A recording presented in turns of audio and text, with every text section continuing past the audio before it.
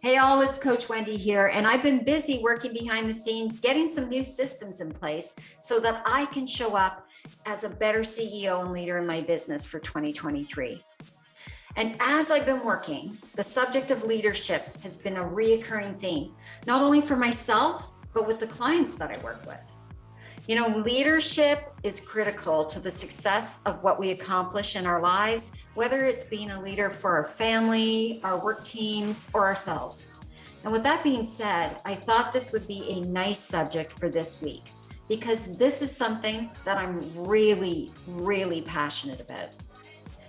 We all have experiences with great leaders, those who have left an impact for the good, and some less than ideal leaders, those who have left an impact for all the wrong reasons.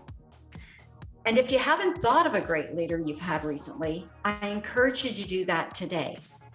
Think about the qualities they had that you admired and take some time to list them. So why do this? Well, those qualities have not only made impact for the better for you, but these are also the qualities that you aspire to or demonstrate in your own leadership voice today. The other areas I feel are very important in effective leadership is knowing yourself. So what do I mean? Well, we all have strengths that we bring to the table, but we also have to recognize our blind spots. So now I want you to list your qualities. What makes you a great leader? What are your best qualities? And now that you've done that, list the behaviors that might hold you back as a leader. And yes, you need to be aware of both sides of your leadership coin. So take a few moments to do that. So now a little insider information. For those who don't know, I'm a licensed insights discovery practitioner. Insights discovery is a psychometric tool to help you discover more about yourself. And it allows you to improve your self-awareness and your communication skill with others. Okay, a little insider tip. I review my Insights Discovery profile each quarter, and this allows me to remind myself on what I do well and the areas I need to work on. Because when I get into the work of everyday life, I tend to lose sight of both my strengths and my blind spots from time to time. And the other thing, I redo my profile every 2 years because as life shifts, it may affect how I show up and my preferences may shift as well.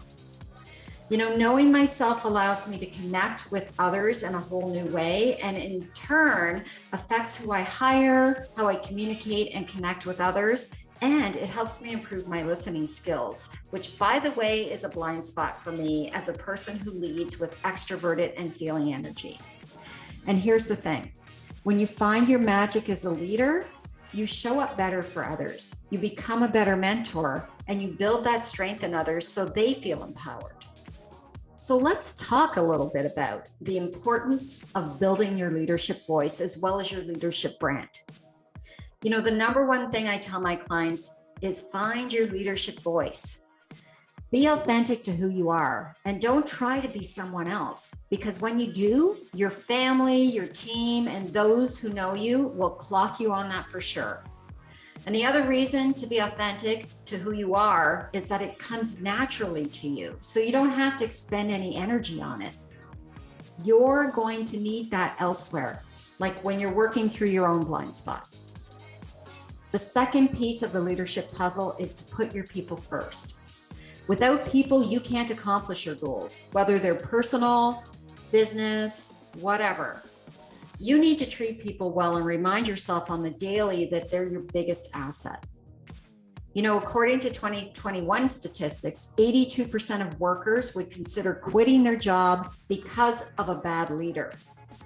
The same research shows that across all industries, respondents say the qualities they most dislike are micromanagement and the expectation of productivity outside of working hours. But what do employees want instead? Many say they need to see qualities that their current leaders lack, which are honesty and authenticity. Building trust and communication also ranks high for those people you lead. Being a good listener is where you start. It takes practice to sit in silence and give space for others to speak. And learning how to connect with those you serve is next by recognizing that not everyone is the same. As a leader, it's your job to do the heavy lifting here, not the other way around. You need to build your mentor muscle by coaching, by investing in your team development and training, and by allowing your people to learn to lean into their own zone of genius. That's when empowered employees start showing up. I would also say that you should be confident. And when I say that, I mean, be confident in hiring those who are experts in what they do. I mean, surrounding yourself with the smartest people you can is magic.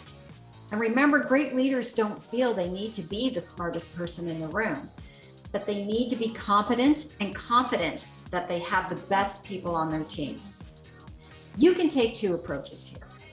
You can hire the best and pay the premium for their skills, or hire the candidate you feel can learn with the proper mentorship and training and set them up to learn the job.